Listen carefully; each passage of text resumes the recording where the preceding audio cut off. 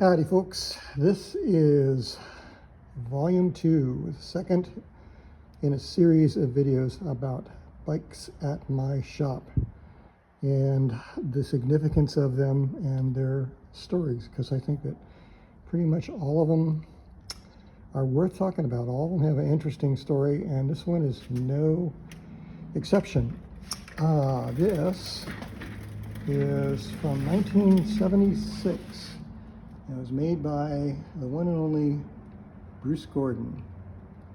And one of the more recognizable features of Bruce Gordon's bikes were this seat lug with the binder bolt going through the seat stays and the very, very thinly tapered lugs. He said he didn't do much lug filing. I don't know. I look at these lugs and I see them as being really thin down and beautifully executed. And this is one of his really, really early bikes.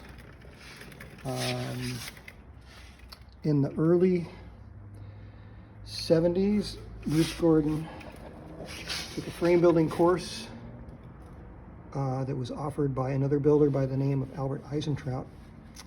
And then Bruce was so enamored with the frame building process that he wanted to take it on, and he offered Albert Eisentraut some money to buy in to Albert's operation. And so Bruce was Albert's partner till about 1975, maybe 76. And then this was in the East Bay. This is Albert was located in Oakland, California. And then Bruce decided to move up to Eugene, Oregon and start his own thing, because he and Albert had a bit of a falling out. They had way different styles of how they did things. Bruce was a perfectionist and Albert was a pragmatist. And so that said, Albert's made some really beautiful frames too. So this is an example of Bruce striking out on his own and starting his own business. And this might have been one of the first 10 from his Eugene, Oregon shop. It's a road racing bike. It was made for a woman who was racing in Texas. And I guess the original fork broke. So instead of building her a new fork, Bruce said, "I'll give you the money back." And he got the frame back. And it's been hanging in his shop ever since. So when Bruce was liquidating his shop, he was closing down, I looked through his warranty wall and there were all these frames back there covered in grime, and they were all pretty huge because they were all like his size, and he was about 6'2" and all legs. And I thought, well, there's no way he's going to have one that fits me. And then I looked and I saw one that was just covered in grime. I mean, the thing was brown, but it looked like it was my size. So I took it out, I started wiping it off and went, oh my God, it's pink. How strange. I thought, do I really want to have a pink frame? I went, well, you know, I really want to have a Bruce Gordon bike. I mean, he was the inspiration for me getting involved in frame building in the first place, back in the late 70s. So I showed it to him. I said, hey, Bruce, how much you want for this? And Bruce and I had become friends. And he said, oh, how about $20? I said, Bruce, that's ridiculous. I mean, you built this frame, you know, because I knew in the late 70s, his frames were $590 some odd. So I said, how about $500? He said, oh, that's ridiculous. That's way too much. He said, $200. And so I said, great. So I bought the frame for $200. I said, well, there's no fork. He said, yeah, the original fork broke. I said, well, you got any fork blades? And he did. He had these fork blades, which were already raked and already had the dropouts brazed in his style, as you can see, which matches the back end. So all I needed to come up with is this Chinelli MC crown, which I got from another frame builder by the name of Richard Sachs, and a Columbus steerer, which I had. And I built the fork, and then I had my painter match this faded 1976 Giro d'Italia pink, and he did a very good job. I also had him touch up the chainstay because it was all kind of dinged up. And unlike a lot of the bikes that are hanging up in my shop, this one has miles on it. I have ridden this bike quite a bit.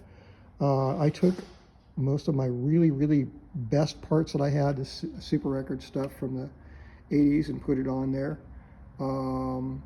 It doesn't have a Campagnolo crank because I was riding it in the Eroica and I wanted to have a lower gear. Campagnolo inner ring is a 42, and this is a Dura-Ace EX from the same time period, and it has a 39. So I was able to ride all the hills that people were walking up.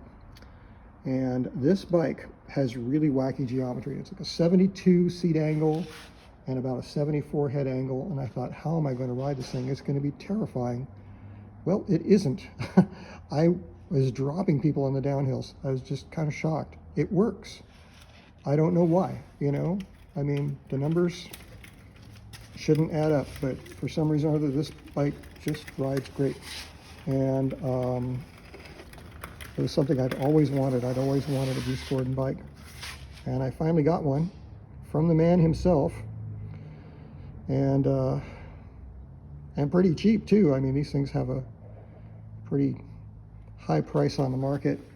I haven't seen one quite like this. I think this one's just, it's not quite as pretty as his later bikes. I mean, he was still figuring out what he wanted to do at the time he built this one, I'm pretty sure. Okay, so almost all Campagnolo stuff. Ooh, I have a 28 spoke front wheel. Definitely not period correct. These are not Campagnolo shifters. These are Simplex retro friction shifters, which are positively the best down tube shifters on the planet. They really exist. And then that sticker, the painting special sticker was on it. I think it was Painting Specialties. That was the paint shop that Bruce was using. This Gorilla sticker, I don't know where that came from. I might have put that on. But I mean, look at that seat lug. I mean, this is the Bruce Gordon seat lug amongst frame builders is a legendary thing, and so many people have tried to copy it. And there really isn't anybody, I think, who's done a very good job of copying it, except for one guy in Texas who built frames under the Gallus, G-A-L-L-U-S name. He did a very nice like tribute to Bruce Gordon. He was definitely a fan. But you can see how old this frame is. It's unusual that it has two sets of bottle mounts, but that was because this was a bike racer. She was doing some long rides in a hot climate. And it has old above the bottom bracket cable guides and an old Diverbill cable stop. Definitely 70s type of frame building hardware. Nothing fancy on the brake bridge, just brazed on there, you know. As far as Bruce Gordon bikes go, this is a very simple one, but it's pretty cool. I'm super proud to own it, and I really have fun riding it. And how I got it, you know, from the man himself when he was closing his business, is something I'll never forget. And it wasn't that long after that he passed away. And I miss him. I really do. And a lot of people do. He was curmudgeonly. He was very moody. Sometimes he would really rip you apart if he's in a bad mood. But I don't know. His sense of humor was great. It was super intelligent, and he's very artistic. His frames are probably some of the most beautiful frames ever created by anybody in the history of cycling, I feel. Oh, here's another detail. This pump, it looks like a Silca Impero. It's actually a copy of a Silca Impero and made out of titanium for Bruce Gordon. He actually offered these for a while. And my guess it was somewhere around a $300 pump back in the day. It's on loan from a friend of mine. He lent it to me to ride the Eroica in. And I actually don't think I got a flat tire, so I never used it, but apparently it works just fine. Yeah, so here you go, 1976 Bruce Gordon. So stay tuned for more videos about bikes in my shop and the stories of how I got them, because it's some pretty deep stuff in terms of bicycle nerdiness. Thanks for watching.